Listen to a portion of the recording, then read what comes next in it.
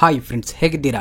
ಪ್ರಪಂಚದಲ್ಲೇ ಅತ್ಯಂತ ರಹಸ್ಯವಾದ ಅತ್ಯಂತ ದುಬಾರಿಯಾದ ಯುದ್ಧ ವಿಮಾನಗಳಲ್ಲಿ B2 ಸ್ಪಿರಿಟ್ ಬಾಂಬರ್ ಕೂಡ ಒಂದು. ಇದೊಂದು ಫುಟ್ಬಾಲ್ ಮೈದಾನದಷ್ಟು ದೊಡ್ಡದಾಗಿದ್ರೂ ಕೂಡ ಶತ್ರುಗಳ ರ್ಯಾಡರ್ ಅಲ್ಲಿ ಒಂದು ಚಿಕ್ಕ ನೊಣದ ಹಾಗೆ ಕಾಣಿಸುತ್ತೆ. ಎಷ್ಟೇ ಅಡ್ವಾನ್ಸ್ಡ್ ರ್ಯಾಡರ್ ನೆಟ್ವರ್ಕ್ ಇದ್ರೂನು ಈ ವಿಮಾನ ಶತ್ರು ದೇಶದೊಳಗಡೆ ನುಗ್ಗಿ ವಿನಾಶವನ್ನ ಸೃಷ್ಟಿಸುತ್ತೆ. ಸರಿಸುಮಾರು $2 ಬಿಲಿಯನ್ ಖರ್ಚು ಮಾಡಿ ತಯಾರಿಸಿದ ಈ B2 ಸ್ಪಿರಿಟ್ ಬಾಂಬರ್ ಪ್ರಪಂಚದಲ್ಲೇ ಅತ್ಯಂತ ದುಬಾರಿಯಾದ ಯುದ್ಧ ವಿಮಾನ.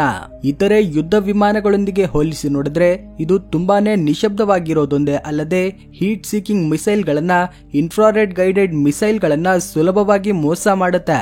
ಆದ್ರೆ 52 ಮೀಟರ್ ಅಷ್ಟು ಅಗಲ ಇರೋ ಈ ಭಾರಿ ವಿಮಾನ ರ್ಯಾಡರ್ ಅಲ್ಲಿ ಯಾಕೆ ಕಾಣಿಸೋದಿಲ್ಲ? ಇದರ ಹಿಂದೆ ಇರೋ ತಂತ್ರಜ್ಞಾನ ಏನು? ಕಳೆದ 37 ವರ್ಷಗಳಿಂದ ಅಮೆರಿಕ ಈ ರಹಸ್ಯವನ್ನ ಹೇಗೆ ಬಚ್ಚಿಟ್ಟಿತು ಎಂಬ ಇಂಟ್ರೆಸ್ಟಿಂಗ್ ವಿಷಯಗಳನ್ನ ಈ ವಿಡಿಯೋದಲ್ಲಿ ತಿಳ್ಕೊಳ್ಳೋಣ.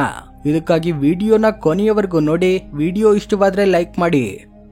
1960 ಮೇ 1ರಂದು ಪಾಕಿಸ್ತಾನ್ನಲ್ಲಿನ ಪೇಶಾವರ್ ಏರ್ ಬೇಸ್ ಇಂದ ಅಮೆರಿಕಾಗೆ ಸಂಬಂಧಪಟ್ಟ Lockheed U2 spy plane take off ಆಗುತ್ತೆ. ಇದು CIA ರಹಸ್ಯ ಮಿಷನ್ ನ ಭಾಗವಾಗಿ ಸೋವಿಯತ್ ಯೂನಿಯನ್ ನಲ್ಲಿ ಗೂಢಚಾರಿಯಾಗಿ ಹೊರಟಿರುತ್ತೆ. ಆ ಕಾಲದಲ್ಲಿ ಕೋಲ್ಡ್ ವಾರ್ ವಿಪರೀತವಾಗಿರುತ್ತೆ. ಅಮೆರಿಕ, ಸೋವಿಯತ್ ಯೂನಿಯನ್ ಎರಡೂ ಸಹ ತಮ್ಮ ತಂತ್ರಜ್ಞಾನದಿಂದ ನಾನಾ ನೀನಾ ಎಂಬಂತೆ ತೀವ್ರ ಪೈಪೋಟಿಯಲ್ಲಿರ್ತವೆ. ಅಮೆರಿಕಾಗೆ ಆ ಕಾಲದಲ್ಲಿ ಒಂದು ಹೆಮ್ಮೆ ಇರುತ್ತೆ. ಅದೇನೆಂದ್ರೆ ತಮ್ಮ U2 ಸ್ಪೈ ಪ್ಲೇನ್ 82,000 ಅಡಿಗಳಷ್ಟು ಎತ್ತರದಲ್ಲಿ ಹಾರಬಲ್ಲದು. ಅಷ್ಟು ಎತ್ತರದಲ್ಲಿ ಇದನ್ನ ಮುಟ್ಟೋದಕ್ಕೆ ಯಾರಿಗೂ ಆಗೋದಿಲ್ಲ. ಸೋವಿಯತ್ ಯೂನಿಯನ್ ಮಿಸೈಲ್ಗಳು ಅಷ್ಟು ಎತ್ತರವನ್ನ ತಲುಪೋದಿಲ್ಲ ಅಂತ ಅಮೆರಿಕ ಭಾವಿಸುತ್ತೆ. ಆದ್ರೆ ಈ ವಿಮಾನ ಸೋವಿಯತ್ ಯೂನಿಯನ್ ಭೂಭಾಗಕ್ಕೆ ಪ್ರವೇಶಿಸಿದ ಕೂಡಲೇ ಅವರ ರ್ಯಾಡರ್ ತಕ್ಷಣವೇ ಇದನ್ನ ಡಿಟೆಕ್ಟ್ ಮಾಡ್ತವೆ.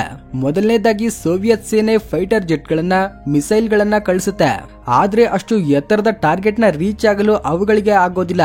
ಆದ್ರೆ ಸೋವಿಯತ್ ಸೇನೆ ತಮ್ಮ S-75 ಮಿಸೈಲ್ ಗಳನ್ನ ಲಾಕ್ ಮಾಡಿ ಈ ವಿಮಾನದ ಮೇಲೆ ಫೈರ್ ಮಾಡುತ್ತೆ. ಇದು 82,000 ಅಡಿಗಳಷ್ಟು ಎತ್ತರ ತಲುಪೋದಿಲ್ಲ ಅಂತ ಭಾವಿಸುತ್ತೆ ಅಮೆರಿಕ. ಆದ್ರೆ ಊಹಿಸಲಾರದ ರೀತಿಯಲ್ಲಿ S-75 ಮಿಸೈಲ್ ಆ U2 ವಿಮಾನವನ್ನ ನೇರವಾಗಿ ಹೊಡೆಯುತ್ತೆ. ಇದರಿಂದ ಆ ವಿಮಾನ ಸೋವಿಯತ್ ಯೂನಿಯನ್ ನಲ್ಲಿನ ಎಕ್ಟರನ್ಬರ್ಗ್ ನಗರದಲ್ಲಿ ಬೀಳುತ್ತೆ. ಪೈಲಟ್ ಎಜೆಕ್ಟ್ ಆಗಿ ತಪ್ಪಿಸ್ಕೊಳ್ತಾನೆ. ಪ್ರಾರಂಭದಲ್ಲಿ ಅಮೆರಿಕ ಅದು ನಾಸಾದ ವಾಟರ್ ರಿಸರ್ಚ್ ಪ್ಲೇನ್ ಅಂತ ಹೇಳುತ್ತೆ. ಆದ್ರೆ ಸೋವಿಯತ್ ಯೂನಿಯನ್ ಆ U2 ವಿಮಾನವನ್ನ, ಆ ವಿಮಾನದಲ್ಲಿದ್ದ ಗೂಢಚಾರಿ ಉಪಕರಣಗಳನ್ನ ಜಗತ್ತಿಗೆ ತೋರಿಸಿ ಅಮೆರಿಕದ ಮಾನ ಹರಾಜಾಕತ್ತೆ. ಹಾಗೇನೆ ಈ ಘಟನೆ ಎರಡೂ ದೇಶಗಳಿಗೂ ಒಂದು ಗುಣಪಾಠವಾಗುತ್ತೆ.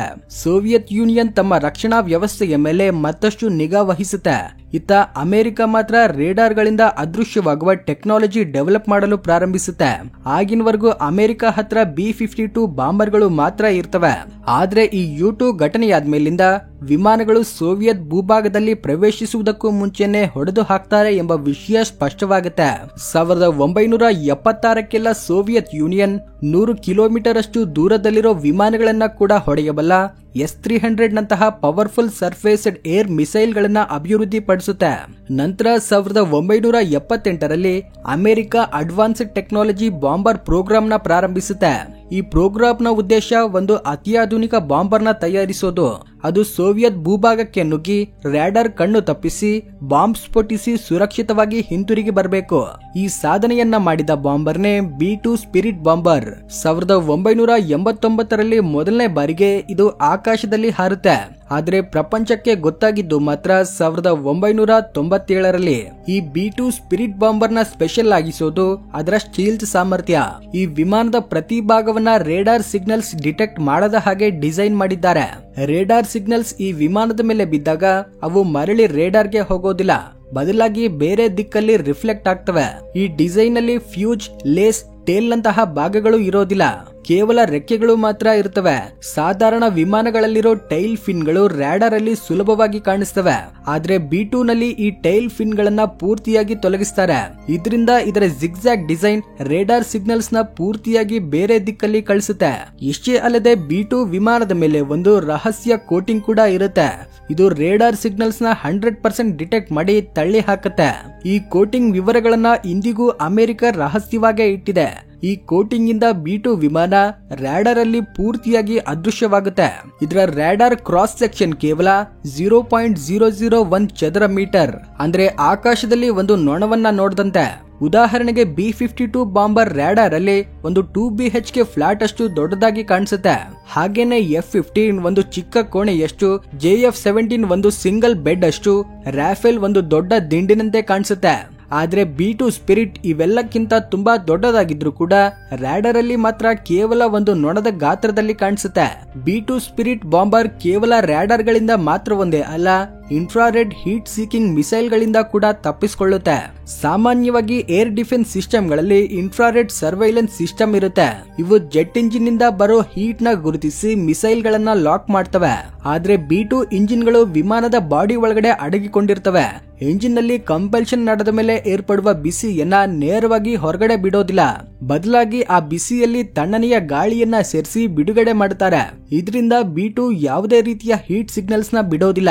ಉದಾಹರಣೆಗೆ ಒಂದು F-16 ಜೆಟ್ ಇನ್ಫ್ರಾರೆಡ್ ಸರ್ವೈಲೆನ್ಸ್ ಅಲ್ಲಿ 100 ಕಿಲೋಮೀಟರ್ ಅಷ್ಟು ದೂರದಿಂದಾನೇ ಗುರುತಿಸಲ್ಪಡುತ್ತೆ. ಆದ್ರೆ B-2 ಸ್ಪಿರಿಟ್ 100 ಕಿಲೋಮೀಟರ್ ಅಷ್ಟು ರೇಂಜ್ ಗೆ ಬರೋವರೆಗೂ ಗುರುತಿಸಲ್ಪಡೋದಿಲ್ಲ. ಆದ್ರೆ ಇದು ಇಷ್ಟು ಕಡಿಮೆ ಎತ್ತರದಲ್ಲಿ ಹಾರಾಟ ಮಾಡದೇ ಇರೋದ್ರಿಂದ ಇನ್ಫ್ರಾರೆಡ್ ರೇಡರ್ಸ್ ಗೂ ಕಾಣಿಸೋದಿಲ್ಲ. ಈ ವಿಮಾನ 15,000 ಮೀಟರ್ಸ್ ಅಥವಾ 50,000 ಅಡಿಗಳಷ್ಟು ಎತ್ತರದಲ್ಲಿ ಹಾರುವ ಸಾಮರ್ಥ್ಯ ಹೊಂದಿದೆ. ಇಷ್ಟು ಎತ್ತರದಲ್ಲಿ ಹಾರೋದ್ರಿಂದ ಇನ್ಫ್ರಾರೆಡ್ ರೇಡರ್ಸ್ ಇಂದ ತಪ್ಪಿಸಿಕೊಳ್ಳೋದೊಂದೇ ಅಲ್ಲದೆ ವಾತಾವರಣ ಹಗುರವಾಗಿರೋದ್ರಿಂದ ಡ್ರ್ಯಾಗ್ ಕಡಿಮೆಯಾಗುತ್ತೆ ಹಾಗೂ ಇಂಧನದ ಸಾಮರ್ಥ್ಯ ಹೆಚ್ಚಾಗುತ್ತೆ. ಇದರಿಂದ B-2 ಹೆಚ್ಚು ದೂರ ಪ್ರಯಾಣಿಸಲು ಅನುಕೂಲವಾಗುತ್ತೆ. ಒಂದ್ಸಲ ಫುಲ್ ಟ್ಯಾಂಕ್ ಮಾಡಿದ್ರೆ ಇದು ಸರಿ ಸುಮಾರು 11,000 ಕಿಲೋಮೀಟರ್ ಅಷ್ಟು ದೂರದವರೆಗೂ ಸುಲಭವಾಗಿ ಪ್ರಯಾಣಿಸಬಲ್ಲದು. B-2 ಸ್ಪಿರಿಟ್ ನ ನಿಜವಾದ ಸ್ಟೀಲ್ತ್ ಬಾಂಬರ್ ಆಗಿ ಬದಲಾಯಿಸೋದು ಅದರ ಎಲೆಕ್ಟ್ರಾನಿಕ್ ಕೌಂಟರ್ ಮೇಜರ್ಸ್ ಅಂದ್ರೆ ECM ಸಿಸ್ಟಮ್. ಈ ಸಿಸ್ಟಮ್ ಶತ್ರುಗಳ ರ್ಯಾಡರ್ ಫ್ರೀಕ್ವೆನ್ಸಿಯನ್ನ ಗುರುತಿಸಿ ಅದೇ ಫ್ರೀಕ್ವೆನ್ಸಿಯಲ್ಲಿ ಫೇಕ್ ಸಿಗ್ನಲ್ಸ್ ನ ಕಳಿಸುತ್ತೆ. ಇದರಿಂದ B-2 ರೇಡಾರ್ ಅಲ್ಲಿ ತಪ್ಪು ಲೊಕೇಶನ್ ಅಲ್ಲಿ ಕಾಣಿಸುತ್ತೆ ಅಥವಾ 20 ಬೇರೆ ಬೇರೆ ಲೊಕೇಶನ್ ಅಲ್ಲಿ ಇದ್ದಂತೆ ತೋರಿಸುತ್ತೆ. ಆದ್ರೆ ನಿಜವಾದ ವಿಮಾನ ಒಂದೇ ಜಾಗದಲ್ಲಿರುತ್ತೆ. ಈ ಸಿಸ್ಟಮ್ ರೇಡಾರ್ ಸಿಗ್ನಲ್ಸ್ ನ ರೆಕಾರ್ಡ್ ಮಾಡಿ ಅದನ್ನ ಬದಲಾಯಿಸಿ ಮರಳಿ ಕಳಿಸುತ್ತೆ. ರೇಡಾರ್ಗೆ ಇದು ನಿಜವಾದ ಸಿಗ್ನಲ್ ರೀತಿ ಕಾಣಿಸುತ್ತೆ, ಆದ್ರೆ ಅದು ಸುಳ್ಳಾಗಿರುತ್ತೆ. ಈ ECM ಸಿಸ್ಟಮ್ ಕೇವಲ ಅದನ್ನ ಕಂಡು ಹಿಡಿದ ರೇಡಾರ್ಗೆ ಮಾತ್ರನೇ ತಪ್ಪು ಸಿಗ್ನಲ್ಸ್ ನ ಕಳಿಸುತ್ತೆ. ಇದರಿಂದ ಶತ್ರುಗಳಿಗೆ ರೇಡಾರ್ ಅಲ್ಲಿ ಯಾವುದೋ ಲೋಪ ಇದೆ ಅಂತ ಅನ್ಸುತ್ತೆ. B-2 ಸ್ಪಿರಿಟ್ ಬಾಂಬರ್ ನ ಬಾಡಿಯ ಹೆಚ್ಚಿನ ಭಾಗವನ್ನ ಕಾರ್ಬನ್ ಗ್ರಾಫೈಟ್ ಕಾಂಪೋಸಿಟ್ ಮೆಟೀರಿಯಲ್ ಇಂದ ತಯಾರಿಸಿರ್ತಾರೆ.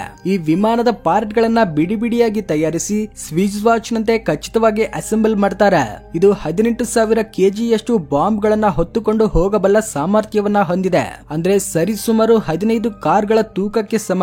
ಇದರ ಹೊಟ್ಟೆಯಲ್ಲಿ 80G PIM ಬಾಂಬ್ಗಳು ಅಂದ್ರೆ GPS ಗೈಡೆಡ್ ಬಾಂಬ್ಗಳು, 16 B-83 ಅಣು ಬಾಂಬ್ಗಳು, 16 AGM-15B JASSM ಸ್ಟೀಲ್ತ್ ಕ್ರೂಸ್ ಮಿಸೈಲ್ ಗಳನ್ನ ಅಡಗಿಸಿಟ್ಟುಕೊಳ್ಳಬಲ್ಲದು. ಇದರ ರೇಂಜ್ ಬಗ್ಗೆ ಮಾತಾಡೋದಾದ್ರೆ B-2 ಅಮೆರಿಕದಿಂದ ರಷ್ಯಾಗೆ ಹೋಗಿ ಮರಳಿ ಬರುತ್ತೆ. ಒಂದ್ ವೇಳೆ ಮಧ್ಯದಲ್ಲಿ ಇಂಧನ ತುಂಬಿಸ್ಕೊಂಡ್ರೆ ಪ್ರಪಂಚದ ಯಾವ ಮೂಲೆಗಾದ್ರೂ ಹೋಗಿ ಬರುವ ಸಾಮರ್ಥ್ಯ ಇದಕ್ಕಿದೆ. ಅಫ್ಘಾನಿಸ್ತಾನ್ ಯುದ್ಧದ ಸಂದರ್ಭದಲ್ಲಿ ಈ ವಿಮಾನ ಅಮೆರಿಕದಲ್ಲಿನ ಮಿಸೈಲ್ ಏರ್ ಫೋರ್ಸ್ ಇಂದ ಟೇಕ್ ಆಫ್ ಆಗಿ 9,500 ಕಿಲೋಮೀಟರ್ ಪ್ರಯಾಣಿಸಿ ಅಫ್ಘಾನಿಸ್ತಾನಲ್ಲಿ ಬಾಂಬಿಂಗ್ ಮಾಡಿ ಮಧ್ಯದಲ್ಲಿ ಒಂದ್ಸಲ ಇಂಧನ ತುಂಬಿಸ್ಕೊಂಡು ಮರಳಿ ಬರುತ್ತೆ. ಈ ಮಿಸೈಲ್ ಅಲ್ಲಿ ಈ ವಿಮಾನ 45 ಗಂಟೆಗಳ ಕಾಲ ನಿರಂತರವಾಗಿ ಹಾರುತ್ತೆ. ಆದ್ರೆ ಒಂದೇ ಒಂದು ರ್ಯಾಡರ್ ಅಲ್ಲೂ ಕಾಣಿಸೋದಿಲ್ಲ. 1990ರಲ್ಲಿ ಆಪರೇಷನ್ ಅಲೈಡ್ ಫೋರ್ಸ್, 2003ರಲ್ಲಿ operation Iraq freedom, 2011 operation odyssey, ಡೋನ್ಲೋ ಲಿಬಿಯಾದಲ್ಲಿ ಬಾಂಬ್ಗೋಸ್ಕರ ಈ ವಿಮಾನವನ್ನ ಉಪಯೋಗಿಸ್ತಾರೆ. B-2 ಯಾವುದೇ ವಾತಾವರಣದಲ್ಲಾದ್ರೂ ಯಾವುದೇ ಸ್ಥಿತಿಯಲ್ಲಾದ್ರೂ ಹಾರಬಲ್ಲದು. ಇದರ GPS ಸ್ಯಾಟಲೈಟ್ಸ್ ಧ್ವಂಸ ಆದ್ರೂನು ಇದರ ಬ್ಯಾಕಪ್ ಸಿಸ್ಟಮ್ ನಕ್ಷತ್ರಗಳನ್ನ ಆಧಾರವಾಗಿಸಿಕೊಂಡು ಹಾರಬಲ್ಲದು. ಇದರಲ್ಲಿರುವ ಅತ್ಯಾಧುನಿಕ ಸೋಲಾರ್ ಕ್ಯಾಮೆರಾಗಳು ಟೆರೈನ್ ನ ಗುರುತಿಸಿ ಅಡೆತಡೆಗಳನ್ನ ತಪ್ಪಿಸಿಕೊಳ್ತಾ ಹಾರಬಲ್ಲವು. ಇದರ ಬ್ಯಾಕಪ್ ಸಿಸ್ಟಮ್ ನಕ್ಷತ್ರಗಳನ್ನ ಆಧಾರವಾಗಿಸಿಕೊಂಡು ಹಾರಬಲ್ಲವು. ಇದರಲ್ಲಿರೋ ಅತ್ಯಾಧುನಿಕ ಸೋಲಾರ್ ಕ್ಯಾಮೆರಾಗಳು ಟೆರೈನ್ ನ ಗುರುತಿಸಿ ಅಡೆತಡೆಗಳನ್ನ ತಪ್ಪಿಸಿಕೊಳ್ತಾ ಹಾರಬಲ್ಲವು. B-2 ಸ್ಪಿರಿಟ್ ಅಲ್ಲಿ ಟೈಲ್ ರ್ಯಾಡರ್ ಎಲಿವೇಟರ್ಸ್ ಗಳಿರೋದಿಲ್ಲ. ಇದೊಂದು ಭಾರಿ ರೆಕ್ಕೆಯಂತಹದ್ದು. ಇದರ ಸ್ಟೆಬಿಲಿಟಿ ಅಷ್ಟು ಸುಲಭವಲ್ಲ. ಇದರಿಂದ ಪೈಲಟ್ ಕಂಪ್ಯೂಟರ್ ಸಹಾಯವಿಲ್ಲದೆ ಇದನ್ನ ಹಾರಿಸೋದಕ್ಕೆ ಆಗೋದಿಲ್ಲ. ಇದರಲ್ಲಿ ಇಡೀ ಜಗತ್ತಲ್ಲೇ ಅತ್ಯಂತ ಕ್ಲಿಷ್ಟವಾದ ಕಂಪ್ಯೂಟರ್ ಸಿಸ್ಟಮ್ ಇದೆ.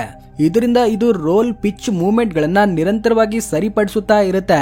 ಪೈಲಟ್ ಕೇವಲ ಟರ್ನ್ ಮಾಡುವಂತೆ ಕಮೆಂಟ್ ಕೊಡ್ತಾನೆ, ಉಳಿದ ಕೆಲಸವನ್ನ ಕಂಪ್ಯೂಟರ್ ಮಾಡುತ್ತೆ. ಇಂತಹ ಅತ್ಯಾಧುನಿಕ ವಿಮಾನವನ್ನ ತಯಾರಿಸಲು ಖಂಡಿತವಾಗ್ಲೂ ಭಾರಿ ಹಣ ಬೇಕಾಗುತ್ತೆ ಅಲ್ವಾ? ಇದಕ್ಕಾಗಿ ಈಗಿನವರೆಗೂ ಕೇವಲ 21 B2 ಬಾಂಬರ್ ಗಳನ್ನ ಮಾತ್ರ ತಯಾರಿಸಿದೆ ಅಮೆರಿಕ.